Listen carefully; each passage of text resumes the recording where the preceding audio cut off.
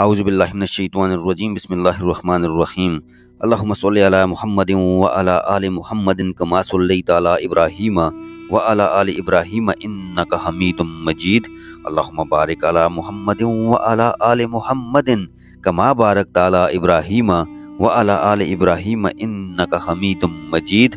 السلام علیکم Islamic research treasure کے معزز خواتین و حضرات، اللہ پاک آپ سب کو خیر و عافیت سے رکھے۔ پیارے دوستوں، پیاری بہنوں اور پیارے بھائیوں، قرآن مقدس اللہ تبارک و تعالیٰ کی عظیم کتاب ہے۔ یہ برکت والی کتاب ہے۔ اس کی آیتیں مومنوں کے لیے شفا ہیں۔ اس کے ایک ایک حرف میں 10 نیکیاں اللہ تبارک و تعالیٰ نے مقرر فرمائی ہیں۔ قرآن مقدس دنیا و آخرت کی پریشانیوں کا علاج ہے۔ قرآن مقدس رحمتوں کا خزانہ ہے، لیکن اس عظیم رحمت والے خزانے سے مالا مال ہونا ہو تو پہلے سچے دل سے بسم اللہ الرحمن الرحیم پڑھو، پھر اس خزانے کو کھولو اور زیادہ سے زیادہ اللہ تبارک و تعالیٰ کی رحمتوں کو حاصل کرو۔ جب قرآن مقدس جیسی عظیم کتاب بغیر بسم اللہ الرحمن الرحیم کے نہیں کھلتی تو دوسرے جائز کام کی برکتیں بغیر بسم اللہ الرحمن الرحیم کے کیسے حاصل ہو سکتی ہیں؟ حضرت عثمان بن عفان رضی اللہ تعالیٰ عنہ نے رسول اکرم صلی اللہ علیہ وآلہ وسلم سے بسم اللہ کی نسبت سوال کیا۔ آپ صلی اللہ علیہ وآلہ وسلم نے فرمایا، یہ اللہ تعالیٰ کا نام ہے۔ اللہ تعالیٰ کے بڑے ناموں اور اس میں اس قدر نزدیکی ہے جیسے آنکھ کی سیاہی اور سفیدی میں۔ حضرت جابر رضی اللہ تعالیٰ عنہ فرماتے ہیں، جب یہ آیت بسم اللہ الرحمن الرحیم اتری، بادل مشرق کی طرف چھٹ گئے، ہوائیں ساکن ہو گئیں، سمندر ٹھہر گیا، جانوروں نے کان لگا لیے، شیاطین پر آسمان سے شعلے گرے، اور پروردگار عالم نے اپنی عزت و جلال کی قسم کھا کر فرمایا کہ جس چیز پر میرا یہ نام لیا جائے گا اس میں ضرور برکت ہوگی۔ ابن مسعود رضی اللہ تعالیٰ عنہ فرماتے ہیں کہ جہنم کے 19 دروغوں سے جو بچنا چاہے وہ بسم اللہ الرحمن الرحیم پڑھے۔ اس کے بھی 19 حروف ہیں، ہر حرف ہر فرشتے سے بچاؤ بن جائے گا۔ اسے ابن عطیہ نے بیان کیا ہے، لیکن کچھ ایسی جگہیں جہاں پر بسم اللہ الرحمن الرحیم پڑھنا حرام ہے، جائز ہی نہیں ہے۔ ہر انسان جہاں چاہتا ہے پڑھ لیتا ہے۔ کچھ لوگوں کی ایسی عادت بن جاتی ہے کہ وہ ہر کام کرنے سے پہلے ایک دم بسم اللہ الرحمن الرحیم پڑھتے ہیں، تو کچھ ایسی بھی جگہ ہیں جہاں پر بسم اللہ الرحمن الرحیم نہیں پڑھنا چاہیے۔ جہاں پر بسم اللہ انسان اگر پڑھے گا تو وہ گناہ گار ہوگا۔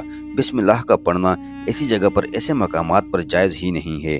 اب آپ یہ سمجھ لیجئے کہ کون سے مقامات پر بسم اللہ پڑھنا چاہیے، کن مقامات پر بسم اللہ نہیں پڑھنا چاہیے۔ ناظرین گرامی، آپ نے سنا ہوگا کہ ہر کام شروع کرنے سے پہلے بسم اللہ الرحمن الرحیم پڑھنا چاہیے، کیونکہ بسم اللہ الرحمن الرحیم کے معنی ہیں کہ شروع سات نام اللہ کے جو بڑا مہربان اور نہایت رحم والا ہے۔ یعنی ہم کام جو شروع کر رہے ہیں وہ اللہ کے نام سے شروع کر رہے ہیں، تاکہ اللہ تبارک و تعالی ہمارے اس کام میں برکت عطا فرما دے۔ اور بسم اللہ پڑھنے کے فائدے بھی بہت زیادہ ہوتے ہیں کہ اگر کوئی انسان کسی کام کو پڑھ کے کرتا ہے تو اللہ تبارک و تعالی اس کام میں برکتیں عطا فرماتا ہے، اور یہ سنت بھی ہے۔ حضور اکرم سرکار دو عالم حضرت محمد مصطفیٰ صلی اللہ علیہ وآلہ وسلم نے بہت سارے مقامات پر ہمیں بسم اللہ الرحمن الرحیم پڑھنے کی تاکید فرمائی ہے، اور حضور اکرم صلی اللہ علیہ وآلہ وسلم نے بسم اللہ الرحمن الرحیم پڑھنے کا حکم دیا ہے۔ اب اگر آپ کوئی بھی نیک کام شروع کر رہے ہیں، اس نیک کام شروع کرنے سے پہلے بسم اللہ الرحمن الرحیم اگر آپ پڑھ لیں گے تو آپ کی سنت بھی ادا ہو جائے گی، اور اس پر آپ کو ثواب بھی ملے گا، اور اس کی برکتیں بھی آپ کو ملیں گی۔ اگر آپ نے کسی نیک کام شروع کرنے سے پہلے بسم اللہ پڑھ لیا تو پھر انشاءاللہ العزیز اس میں آپ کو نقصان نہیں ہوگا۔ اللہ تبارک و تعالی خود آپ کا حامی و مددگار اور ناصر بن جائے گا، کیونکہ آپ نے اپنے اس کام کو اللہ کے نام سے شروع کیا ہے کہ ہمارا کام تھا کرنا۔ اور بندہ کیا کرتا ہے جو اس کے بس میں ہوتا ہے؟ بندہ تو اسباب اختیار کرتا ہے، اور بندہ کر بھی کیا سکتا ہے؟ بندے کے ذمہ صرف اسباب کا اختیار کرنا ہے کہ آپ کسی کام کو کرنے سے پہلے سبب اختیار کریں کہ ہمیں یہ کام کرنا ہے، باقی آپ اللہ کے سپرد کر دیں۔ آپ اپنے کام کو کریں، باقی جو آپ کا کام ہے وہ اللہ تبارک و تعالیٰ کے سپرد کر دیں۔ ایک مرتبہ ایک صحابی آ کر عرض کیا کہ یا رسول اللہ صلی اللہ علیہ وآلہ وسلم، میں پریشان ہوں، ہمارے اونٹ کہیں کھو چکے ہیں۔ تو آپ صلی اللہ علیہ وآلہ وسلم نے ان کو یہ بتایا کہ اللہ پر بھروسہ کرو، اور اللہ پر بھروسہ ہی اصل چیز ہے۔ یہ بولو کہ میں نے اللہ پر بھروسہ کر لیا، اللہ پاک کافی بہترین کارساز ہے۔ تو کچھ صحابہ کرام کہنے لگے کہ یا رسول اللہ صلی اللہ علیہ وآلہ وسلم، ہمیں اللہ کی ذات پر بھروسہ ہے، کیا ہم اپنے اونٹوں کو ایسے ہی چھوڑ دیں؟ اگر ہماری قسمت میں ہوں گے تو ہمارے اونٹ واپس آ جائیں گے، اور مقدر میں نہیں ہوں گے تو چلے جائیں گے۔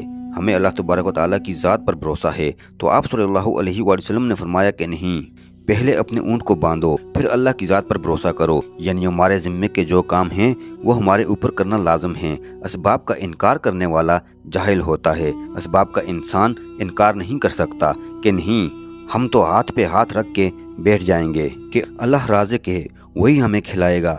لیکن آپ اپنی محنت کیجئے، آپ اسباب اختیار کیجئے، پھر اللہ کی ذات پر چھوڑ دو۔ آپ پہلے جاؤ مزدوری پر، آپ کام پر جاؤ، آپ کاروبار کرو، پھر اللہ کی ذات پر چھوڑ دو کہ اے پروردگار عالم، اب ہمارا جو کام تھا ہم نے کر لیا، آگے تیری رضا ہے، وہ تیری رحمت کے ہم امیدوار ہیں۔ صرف ہمارے کمانے سے رزق تھوڑی ملتا ہے، آپ نے کمایا، بس کما کے لے آئے۔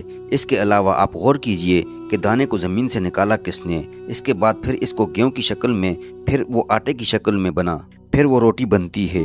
ہم سمجھ رہے ہیں کہ یہ ہماری محنت سے ہو رہا ہے، ہم نے روٹی بنائی، بنا کے وہ گوشت یا سالن یا سبزی ہمارے سامنے آئی، اس کے بعد ہم نے جیسے ہی اس کو بسم اللہ الرحمن الرحیم پڑھ کے کھایا تو اب ہمارے حلق پر ایک فرشتہ بیٹھا ہوا ہے۔ وہ فرشتہ اب اللہ تبارک و تعالیٰ سے اجازت مانگ رہا ہے۔ حلق میں ہماری دو نالیاں ہوتی ہیں، ایک نالی ہوتی ہے جو سانس کی ہوتی ہے اور دوسری نالی وہ ہوتی ہے جس سے رزق اندر جاتا ہے، کھانا اندر جاتا ہے۔ تو یہ دو نالیاں بالکل برابر ہوتی ہیں اور دونوں کا ایک ہی چھید ہوتا ہے، لیکن پھر وہ اندر جا کر الگ ہو جاتی ہیں۔ اب آپ یہ سوچ کر دیکھیے کہ فرشتہ یہاں پر بیٹھ کر اللہ تبارک و تعالیٰ سے پوچھتا ہے ہمارے ہر لقمے پر کہ مولا اس لقمے کو زندگی کا سبب بناؤں یا موت کا باعث بنا دوں۔ اب اللہ تبارک و تعالیٰ کی اگر مرضی ہوتی ہے تو وہ لقمہ زندگی کا سبب بن جاتا ہے، اور اگر اللہ کی مرضی نہیں ہوتی تو وہ لقمہ موت بن جاتا ہے۔ یعنی اگر وہ لقمہ بجائے خوراک والی نالی میں جانے کے اگر وہ سانس کی نالی میں چلا جائے تو پھر انسان ختم ہو جائے گا۔ تو آپ دیکھیے ہم نے اتنے سارے کام کیے لیکن فرشتہ یہاں پر بیٹھا ہوا ہے کہ اس نوالے کو، اس لقمے کو کہاں لے جانا ہے۔ تو یہ آپ نے اسباب اختیار کیے، یعنی اس کو اسباب اختیار کرنا کہتے ہیں، اور اللہ تبارک و تعالیٰ پر چھوڑ دیا تو نیک کام ہم شروع کر رہے ہیں، کھانا کھا رہے ہیں تو ہمیں بسم اللہ الرحمن الرحیم پڑھنے کی تاکید کی گئی ہے۔ لیکن بہت سارے لوگ ایسے ہوتے ہیں کہ کچھ حرام کام کرتے ہیں، جیسے مثال کے طور پر اگر کوئی انسان جوا کھیل رہا ہے تو اس میں بسم اللہ الرحمن الرحیم کا پڑھنا حرام ہے کہ اللہ کے نام سے شروع۔ اللہ نے کب کہا تھا کہ آپ جوا کھیلو، یا اللہ نے کب کہا تھا کہ آپ شراب بیچو، یا اللہ نے کب کہا تھا کہ آپ جھوٹ فریب مکر کرو؟ اللہ نے تو کہا ہی نہیں۔ ایک شخص نے بڑی عالیشان منزل بنوائی اور اس پر لکھا ھذا من فضل ربی، اور شیطان نیچے بیٹھا رو رہا ہے۔ تو لوگوں نے پوچھا تو کیوں رو رہا ہے؟ تو اس نے کہا کہ دیکھو میں نے اس سے جھوٹ بلوایا، فراڈ کروایا، ہم نے اس کو بلڈنگ فراڈ کر کے بنوائی، اور یہ لکھ رہا ہے ھذا من فضل ربی کہ یہ میرے رب کا فضل ہے۔ اللہ نے کہاں کہا تھا کہ جھوٹ بول کر کمانا؟ اللہ نے کہاں کہا تھا کہ ڈھنگ کرنا؟ اللہ نے کہاں کہا تھا کہ فراڈ کرنا؟ پیارے دوستو، تو مقصد صرف یہ ہے کہ شیطان تو ہر طرح سے انسان کو بہکاتا ہے، تو اس لیے حرام کاموں سے پہلے ہمیں بسم اللہ ہرگز نہیں پڑھنا چاہیے۔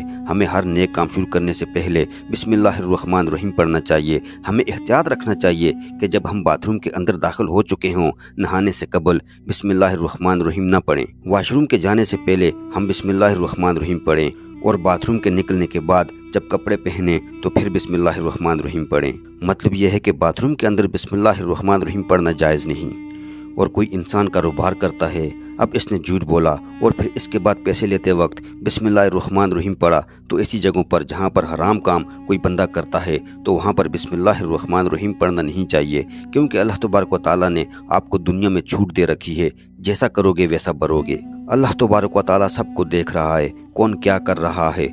تو جو کچھ ہم کر رہے ہیں صحیح یا غلط، اس کے بعد پھر لوگ کہتے ہیں کہ یہ تو اللہ کی مرضی ہے، لیکن یاد رکھنا یہ اللہ کی مرضی نہیں، اللہ تبارک و تعالیٰ کی اجازت ہے۔ اللہ نے آپ کو اجازت دی ہوئی ہے، بس اللہ نے چھوٹ دی ہوئی ہے کہ کر لو، دنیا میں جیسا کرنا ہو۔